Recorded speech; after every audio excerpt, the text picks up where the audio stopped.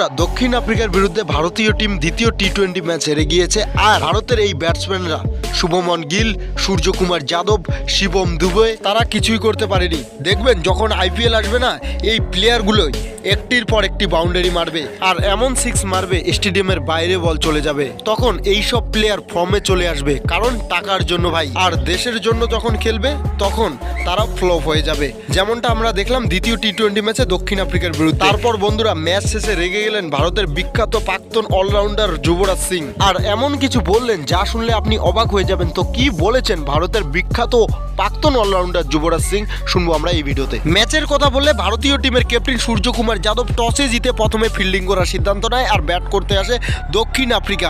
আর দক্ষিণ আফ্রিকার ব্যাটসম্যানরা বিধ্বংসীভাবে ব্যাট করে, বিশেষ করে Quinton de Kock wicket keeper batsman opening করতে এসে 46 বলে 90 রান করে আউট হয়ে যায়। আর তার ইনিংসে 5টি 4 এবং 7টি 6 ছিল। আর রিজা হেনরিক্স তেমনটা পারফরমেন্স করতে পারেন না, কিন্তু 3 নম্বরে ব্যাট করতে আসে অ্যাডাম মার্কারম। তিনি 26 বলে 29 রানের একটি ইনিংস খেলেন।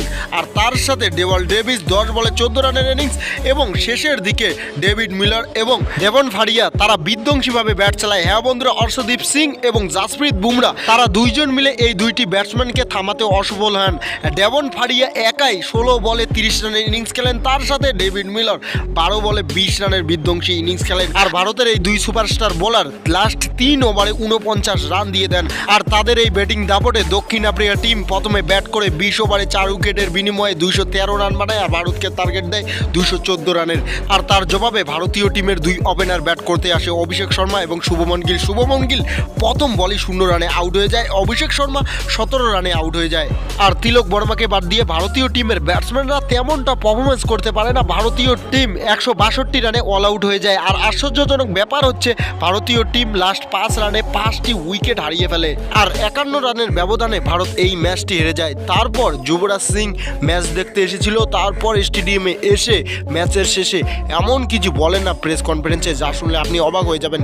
তিনি বলেন, প্রায় বিশ্বকাপ শুরু হতে 1.5 মাস বাকি রয়েছে, আর 1.5 মাস আগেই ভারতীয় টিমের এই অবস্থা। না ভারতীয় টিমের ক্যাপ্টেনের ব্যাট থেকে রান বেরোচ্ছে, না অধিনায়কের ব্যাট থেকে রান বেরোচ্ছে। তাহলে কি কেউ বলতে পারবেন ভারত কিভাবে ম্যাচ জিতবে? কোচ গৌতম গম্ভীর কেন সঞ্জু স্যামসনকে সুযোগ দিচ্ছেন না? আমি গ্যারান্টি দিচ্ছি যে সঞ্জু স্যামসন গিলের চেয়েও ভালো খেলবে। শুভমন গিল টি-20 ফরম্যাটে ভারতের দলে লাগাতার সুযোগ পাওয়া সত্ত্বেও তিনি ফ্লপ হয়ে যাচ্ছেন। সঞ্জু স্যামসনকে সুযোগ দেওয়া উচিত, আমার বিশ্বাস সে ভালো খেলবে।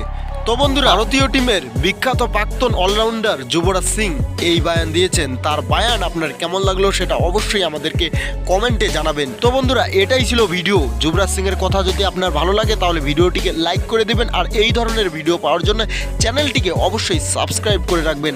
তো বন্ধুরা, ভিডিওটি শেষ পর্যন্ত দেখার জন্য আপনাকে অনেক অনেক ধন্যবাদ।